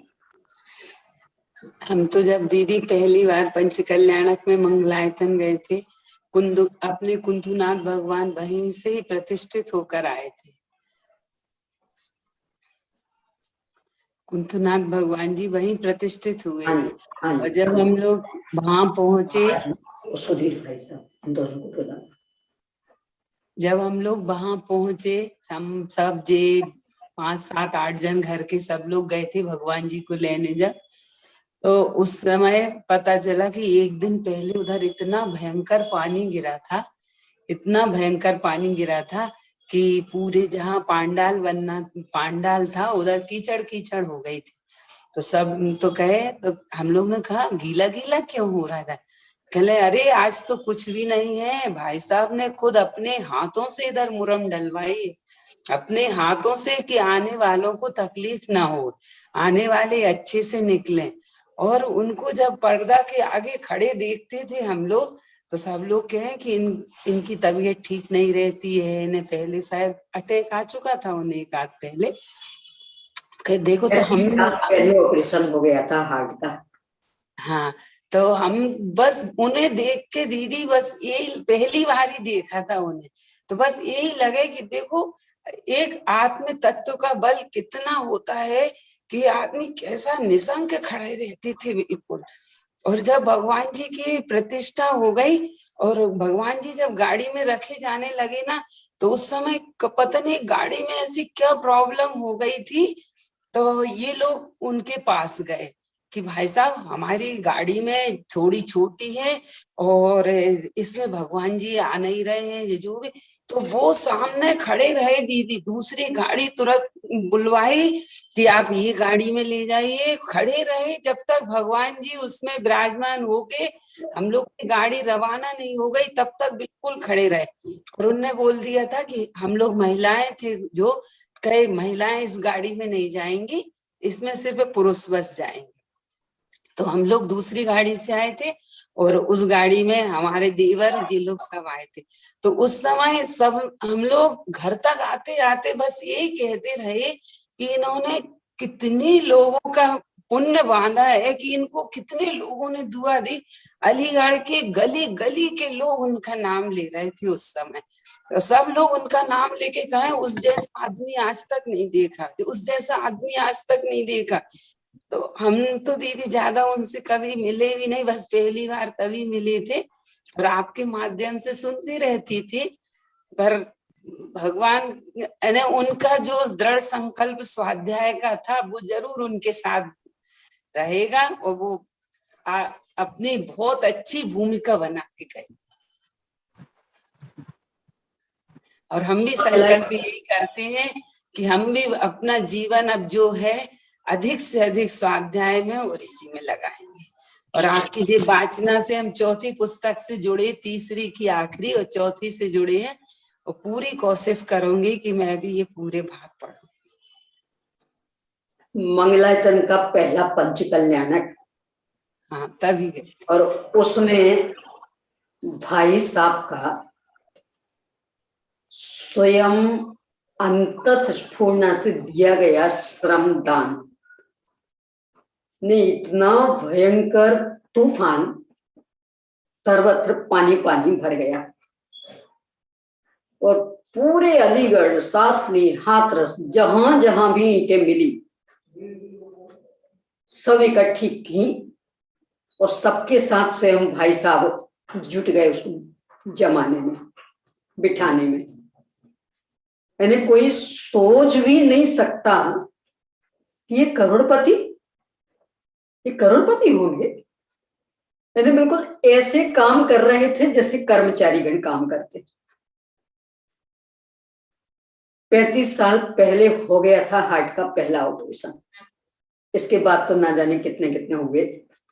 यानी हर तरह से शारीरिक अस्वस्थता के बीच में भी इस तरह का श्रम करने वाले, वो बस एक ही भावना, देवाधिदेव का पंच कल्याणक, अप्रभावना नहीं होनी चाहिए। और शील की मर्यादाओं के संदर्भ में जैसा अभी भाभी जी ने बताया, उस गाड़ी में चूंकि श्री जी विराजमान, महिलाएं नहीं बैठी। जब पंच कल्याणक के समापन पर स्वागत सत्कार वाली स्थिति खड़ी हुई तो सामान्यतया तो जो भी पदाधिकारीगण रहते हैं वे सबका एक तरह से स्वागत करते जाते, पर यहाँ पूर्णतया मर्यादाओं का पालन करते हुए भाई लोगों का भाई लोग स्वागत कर रहे थे, बहनों का उनके ही घर की बहनें, यानी किसी भी भाई द्वारा बहनों का स्वागत नहीं करने दिया और ना ही किसी बहन द्वारा भाई का। यहाँ तक कि जो राजनीतिक नेतागण आए उनमें भी ये अपने लिए भी अनुकरणीय, क्योंकि आज जब अपने इन मंचों से देखते हैं कि भाई लोग बहनों का स्वागत कर रहे हैं, बहनें भाई लोगों का स्वागत कर रहे हैं, तो देख करके नजरें नीची हो जाती कि क्या हो गया ये। कहाँ तो गुरुदेव श्री की परंपरा और इस पंच कल्याणक में आदरणीय पवन भाई साहब ने हर कीमत पर उसका निर्वाह किया और अपन इतने शिथिल होते जा रहे। इस बिंदु पर बहुत गहराई से पुनर्विचार की आवश्यकता।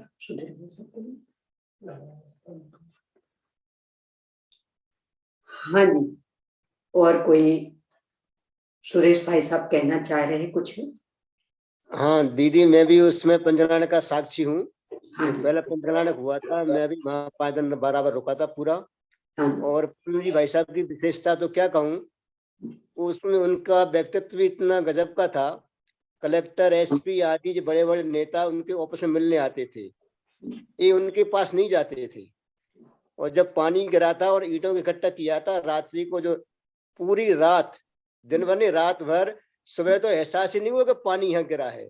रातों रात पूरी ईंटों के द्वारा पूरी छत बना दी थी, पूरा मैदान।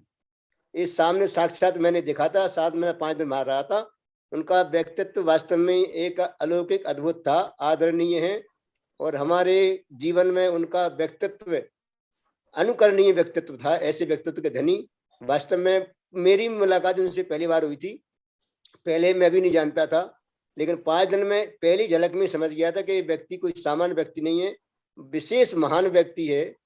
और उनमें एक विशेषता और थी, अभी जितनी संस्थाएं हमारे वर्तमान में 14-15 संस्थाएं, सब संस्थाओं को जोड़ के रखना, सब में एकता बनाए रखना, ये उनकी बहुत बड़ी खास विशेषता थी। ऐसे पवन जी भाई साहब हमारे बीच से गए, वास्तव में एक समाज के लिए अपूर्ण क्षति है। और गारंटी से उन्होंने एक वाक्य बोलते बोलते, मैंने इसमें पढ़ा, स्वयं में बस पर से खस आएगा अतरिंद्री का रस, यही अध्यात्म का कस, इतना कर तो बस। ऐसे बोलते बोलते उन्होंने अपना देह छोड़ा है। नियम से वो सदगति को प्राप्त होंगे और गारंटी से इस चर्चा समाधान कर रहे होंगे। ऐसी मंगल भावना के साथ देह छोड़ा है। ऐसे उनके प्रति मेरी भावान्वित श्रद्धांजलि और गुना मोक्ष मंडल की ओर से भी उनकी बहुत बहुत भावान्वित श्रद्धांजलि अर्पित करता हूँ। जय जिनेंद्र। व्यक्ति के जाने के बाद अपूर्णीय क्षति तो होती है, पर इसके साथ ही अपने ऊपर कुछ जिम्मेदारी भी आ जाती है। उस जिम्मेदारी का निर्वाह करने का संकल्प अब अपने को लेना है। जिस तरह से उन्होंने अति विनम्रता पूर्वक संपूर्ण मुमुक्षु समाज को सदा ही एक सूत्र में बांधने का प्रयास किया है,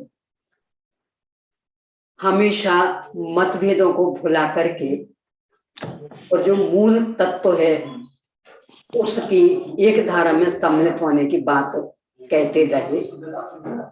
ऐसी विचारधारा अपन सभी की भी बने और उनके इस एक सूत्रता को, एक सूत्रबद्धता को अपन भी अपने जीवन के माध्यम से संगठन के रूप में विकसित कर सकें।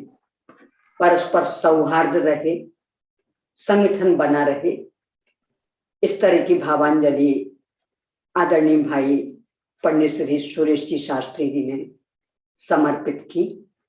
हाँ जी, कौन है? कहाँ है? हाँ जी, बोल रहे हैं, बोलिए। जय जिनेंद्र। सभी को सादर जय जिनेंद्र। हम लोग अभी दीपावली में मंगलायतन आए थे और मैं, सचिन जी और सचिंद्र जी, हम तीनों उस समय पवन जी का स्वास्थ्य कुछ ठीक नहीं था, तो हम तीनों उनसे तत्व चर्चा करने के लिए गए थे। तो मतलब उनकी स्वास्थ्य नहीं ठीक था, फिर भी ऐसी ऐसी सूक्ष्म बातों पे चर्चा उन्होंने की और इतनी वैराग्यमयी चर्चा उनके साथ हुई। और कुछ कई सारे उन्होंने नियम भी बताए थे कि जो पहले उन्होंने किया था अभी वो सब काफी समेट लिया था। मतलब पीछे के दिनों में उन्होंने काफी चीज सभी ओर से अपने को समेट लिया था, ऐसी उनकी भावना हमारे सामने उन्होंने व्यक्त की थी। और काफी सूक्ष्म चर्चा हुई थी। और हम लोग वैसे ये जो मंगल विद्यापीठ जो चल रहा है, तो उसमें हम लोग शास्त्री कर रहे हैं और 4th ईयर में है अभी। तो मतलब ये सब उन्हीं की हमारे ऊपर कृपा है, क्योंकि अगर उन्होंने ये शुरू ही नहीं किया होता तो हमारा सचिन जी के साथ कांटेक्ट और दीदी के साथ और वो सब, मतलब ऐसा समागम हमें मिलना बहुत मुश्किल था। बाकी मतलब हम बहुत सौभाग्यशाली मानते हैं कि हम लोग यहाँ से शास्त्री कर रहे हैं। तो बहुत ही अच्छा लग रहा है कि इतनी अच्छी संस्था हमें मिली, अच्छे विद्वान मिले और उनके साथ कुछ अंतिम दिनों में हमें तत्व चर्चा का मौका भी मिला। तो बस यही कहना चाहते थे।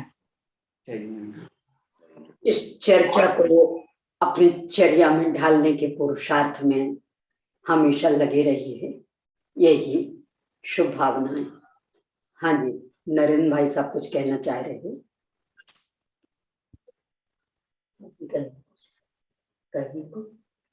सुधीर भाई साहब आ रहे हैं, कपड़े को आप कहेंगे कुछ? अभी नहीं, अभी तो दूसरा। आदरणीय भाई साहब को बहुत आएंगे। मेरा तो उनसे प्रत्यक्ष इतना मिलान नहीं हुआ, एक दो दफा ही 2-4 मिनट के लिए मतलब मिलान हुआ था। वो जब कलकत्ता में आए थे तो मंच पर देखा था, कलकत्ता पंचकल्याणक पर। उसके बाद जो 2008 में जो पंचकल्याणक हुआ था विद्या कॉलेज में, वहाँ पर मिला था। और बीच में कहीं एक जगह और कहीं मिला था उनका, और मेरा रूम अगल बगल में था। तो ऐसा उनसे वो थोड़ा मैं भी नहीं जानता था इतना, तो उन्होंने चलाया था। तो वो थोड़ा सा आगे होकर बात की तो उनमें मेरे को ये लगा कि इनमें साधर्मी वात्सल्य बहुत है उनके भाव के अंदर में, तो मेरे को उस समय पकड़ में आया था। और उसके बाद ये वाचना शुरू हुई धवला की। तो मैं धवला का तो पुस्तक का नाम भी एक तरह से समझ लिए, नाम तो सुना था, बाकी कुछ जानता नहीं था। थोड़ा बहुत जितना समय मिला उतना मैं जुड़ा, शुरुआत से जुड़ा था, लेकिन बीच बीच में छूट गया था। लेकिन फिर भी जितना लाभ मिला वो लाभ अपूर्व है। मुझे अगर ये शुरुआत नहीं होती, आदरणीय भाई साहब शुरुआत नहीं करते, ये लाभ मेरे लाभ से वंचित रह जाते हैं। अभी जो जुड़े हैं वे भी सभी सब मतलब लाभ नहीं मिल पाता उनको भी। तो ये बहुत बहुत उपकार है। इस उपकार का मतलब आगे भी मतलब इसका लाभ लेते रहे, यही भावना भाता हूँ। और आदरणीय भाई साहब अपने मतलब आगे मोक्ष मार्ग की यात्रा पूर्ण करें, भावना भाता हूँ।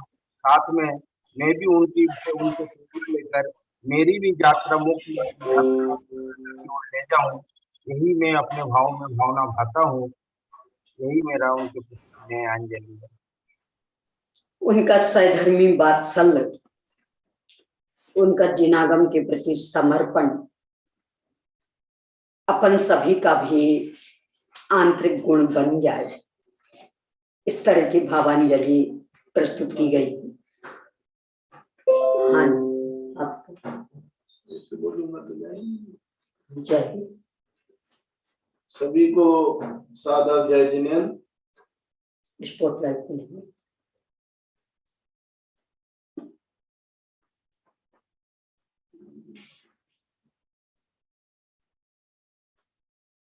चलिए बोलिए।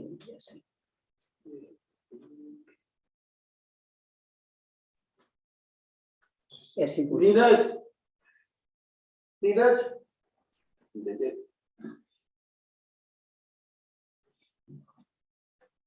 सभी को जय जिनेंद्र।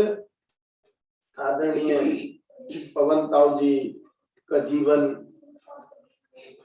वैराग्यमय था और प्रत्येक क्षण उनका तत्व चिंतन चला करता था। जो भी उनका चिंतन चलता था, हम लोग उनके साथ स्वाध्याय के लिए बैठते थे तो उसमें वो प्रश्न भी पूछा करते थे और परीक्षा प्रधानी बहुत थे। उस प्रश्न का समाधान वो हमसे अकेले नहीं पूछते थे। सचिन पंडित जी जाएंगे तो सचिन पंडित जी से वो प्रश्न पूछेंगे। आदरणीय दीदी जी शाम के समय इस वाचना के बाद जाती थी उनके स्वास्थ्य और संबोधन के लिए, उनसे भी वो प्रश्न पूछेंगे। तब जाके जब तीनों जन का उन क्रॉस चेक करते थे तब उस बात को मानते थे। ऐसा नहीं कि किसी ने बता दिया और बस बिठा कर दिया। साथ में चरणानुयोग के प्रति भी हम लोग उनको जिस बात को बोलते थे तुरंत उस बात को स्वीकार करते थे। आगे से उस संबंध में भी उनसे कुछ त्रुटि हो रही हो तो उसमें तुरंत सुधार वो घर में भी बोलते थे अपने ताई जी को, भाभी जी को, और तुरंत उसमें सुधार होता था। समय के भी बहुत पाबंद थे। जिस समय जिस चीज का उन्होंने नक्की कर रखा है उस समय वो वही मिलेंगे। शास्त्र स्वाध्याय की ललक, बहुत तीव्र ललक, सुनने की तीव्र ललक, चर्चा की तीव्र ललक थी। और अभी भी मैं तो डेली जाता था शाम के समय उनके पास 7:30 बजे, तो उठ के बैठते थे। इतनी बीमारी होने के बाद भी वो उठ के बैठते थे और बोले भी। एक दिन हम लोगों ने कहा कि आप लेटे करो तो बोले कि नहीं, जिनवाणी हमेशा बैठ करके ही एकाग्र चित्त से ही सुननी चाहिए। अभी 2 दिन पहले की ही बात है, स्वयं करवट भी नहीं ले पाते लेकिन उन्होंने अपने जो उनकी जो परिचर्या रमेश जी करते उनसे बोला भैया मुझे उठा दो, बिठाल दो और मैं बैठ के ही पंडित जी जो सुना रहे हैं वो मैं सुनूंगा। ऐसी असाध्य अवस्था में भी जो जहां हम और आप लापरवाही कर जाते हैं, अरे लेटे लेटे सुन लेंगे प्रवचन चल रहा है, उनका जीवन का बहुत सारे प्रसंग ऐसे में सभी प्रसंग तो नहीं सुना सकता। कई प्रसंग ऐसे हैं जो अनुकरणीय हैं, हमारे लिए आदर्श हैं और हम भी उन जैसी तत्व चर्चा, तत्व पकड़ और हमारी बुद्धि वैसी व्यवस्थित हो गए और अंत में अपना जीवन शुद्ध आत्मा में लगे। इसी मंगल भावना के साथ मैं वाणी को विराम देता। समय प्रतिबद्धता, आगम निष्ठा, अति विनम्रता इत्यादि अनेक अनेक गुणों से विभूषित आदरणीय भाई साहब, ये जो विनम्रता वाली बात स्वयं उनको हर परिस्थिति में मैंने देखा।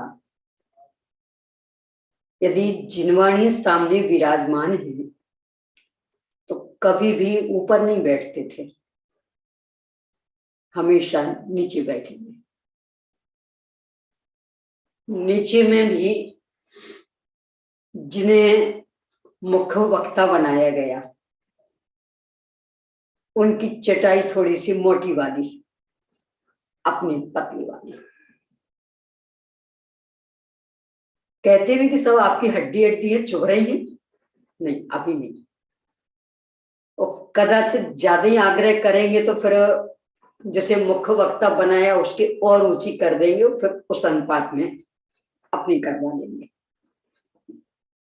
यानी ये सब बहुत ही प्रेरणादायी प्रसंग। अपने को तो थोड़ी सी भी परेशानी महसूस होती और तत्काल कुर्सी का अवलंबन ले लेते हैं। जिनवाणी भले नीचे रहे तो रहे, जिनके 5-5, 6-6 ऑपरेशन हुए हों, लगातार 35 वर्षों से बीमारियों से जूझता हुआ व्यक्तित्व, और फिर भी जिनवाणी के प्रति इतनी विनम्रता। कभी भी जिनवाणी के सामने ऊपर नहीं बैठे कुर्सी पर। कदाचित बहुत ही ज्यादा असमर्थता दिखती तो फिर अपने सामने से जिनवाणी यथास्थान विराजमान करवा देते, फिर ऊपर बैठते। यानी उनकी जीवन की छोटी छोटी सी घटनाएं अपने लिए मार्गदर्शक और बहुत बहुत अनुकरणीय। अपना भी ऐसा जीवन बने, यही भावना आदरणीय मंगलायतन के प्राचार्य सचिंद्र भाई साहब जी ने व्यक्त की है। हाँ जी, और कोई कुछ कहना चाह रहे हो?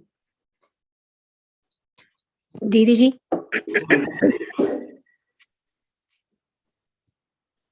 हाँ जी, सभी को जय जिनेंद्र। मैं क्या बोलूं नहीं बोलूं समझ में नहीं आ रहा, लेकिन जितना सभी लोग ने बोला कि पापा का वात्सल्य प्रेम सबके प्रति, देव शास्त्र गुरु धर्म के प्रति,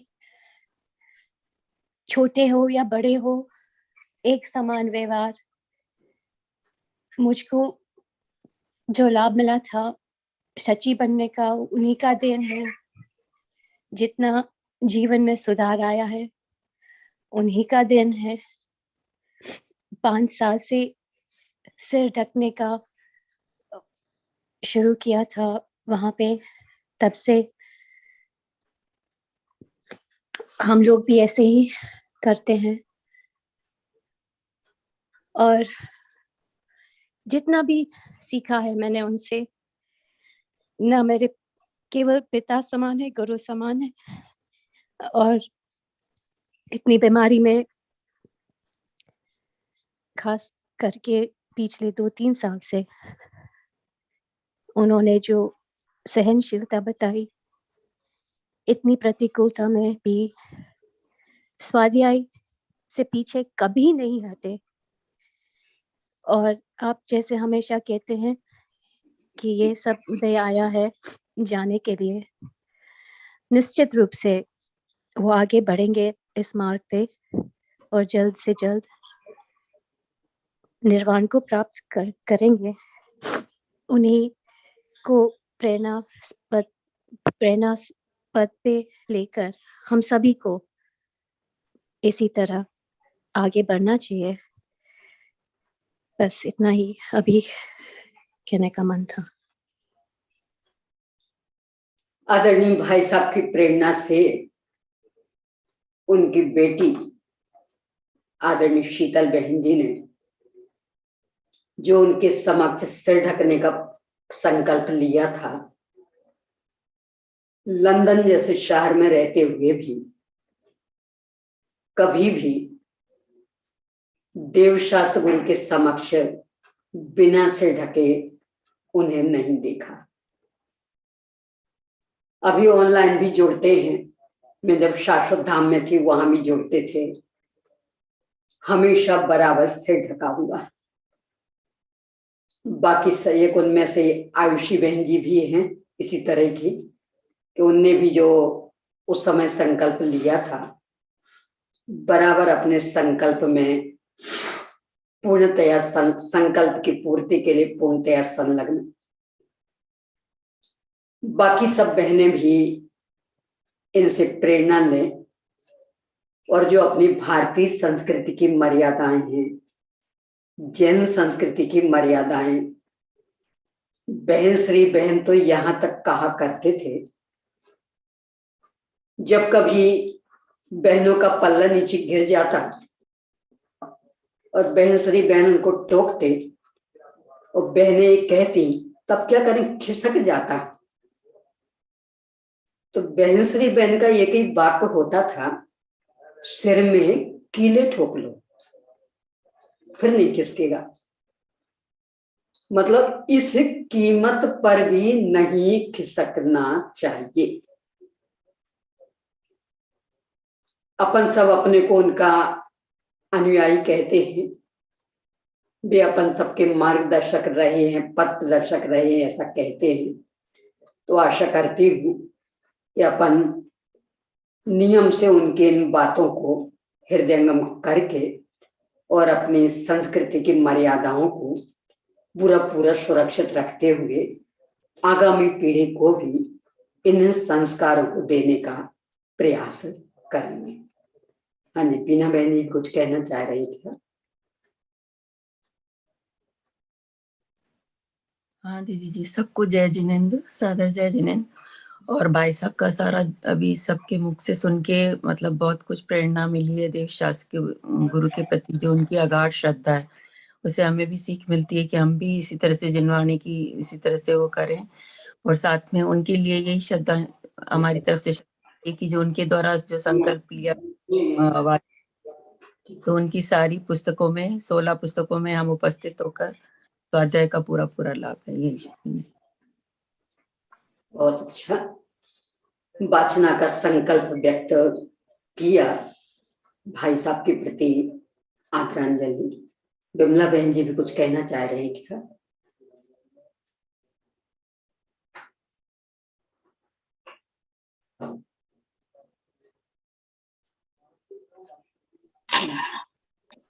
आपने मुझसे कहा दीदी? हाँ जी। सभी को जय जिनेंद्र। मैंने आज सुबह से मोबाइल खोला ही नहीं था, मुझे पता ही नहीं थी ये सब चीजें। जब आपकी क्लास अटेंड की तो एकदम से न्यूज मिली मुझे कि नहीं भाई साहब का देह विलय हो गया है, इसलिए नहीं लगेगी क्लास। मन में बहुत दुख हुआ है क्योंकि हम लोग की को प्रेरणादायक बहुत कई संस्मरण है मेरी जीवन में, प्रत्यक्ष रूप से उनके जुड़ के भी है और अप्रत्यक्ष रूप से सुने हुए भी है।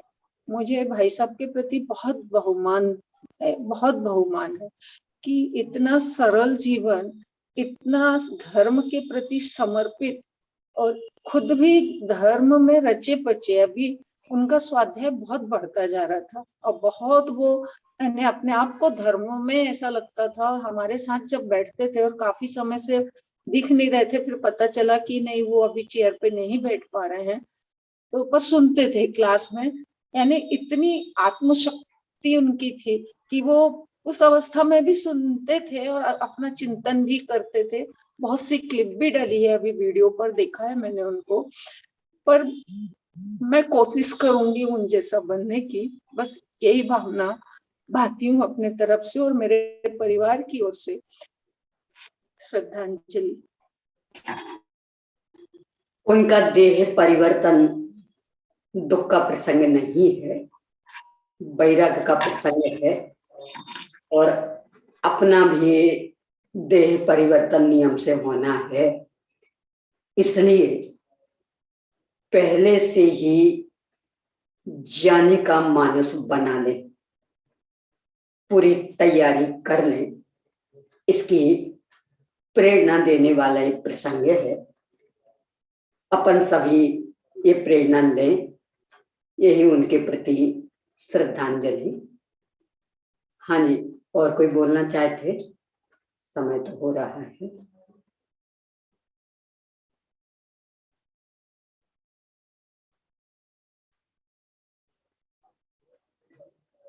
चले तो यही अपन संपन्न करते हैं आज का 9 बार नमोकार मंत्र पढ़ के संपन्न करेंगे। आयुषी बहन जी पढ़ेंगे नमोकार मंत्र। नमो अरिहंताणं नमो सिद्धाणं नमो आयर्याणं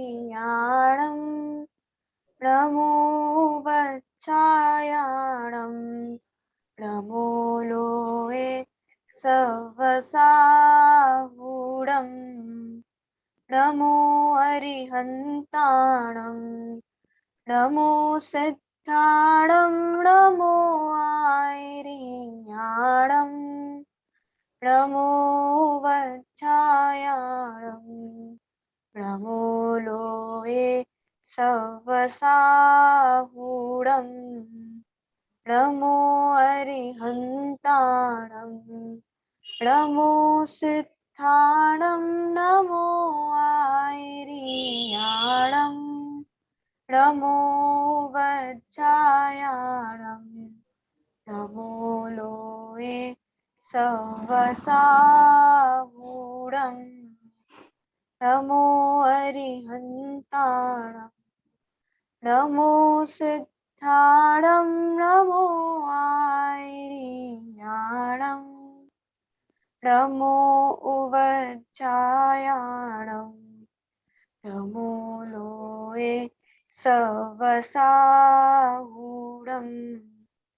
नमो अरिहन्ताणं नमो सिद्धाणं नमो आयर्याणं नमो वज्रायाणं नमो लोये सवसाहूढं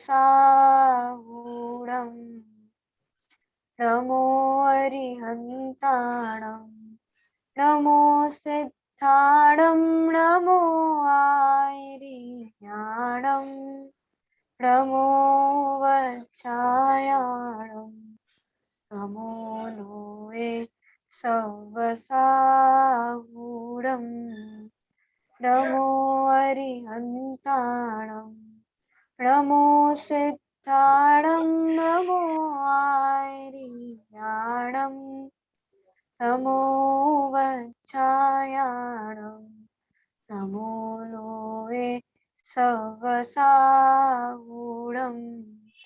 नमो अरिहन्ताणं नमो सिद्धाणं नमो आयर्याणं नमो वज्रायाणं नमो लोये सवसाहूढं नमो अरिहन्ताणं नमो सिद्धाणं नमो आयर्याणं नमो वज्रायाणं नमो लोये सवसाहूढं।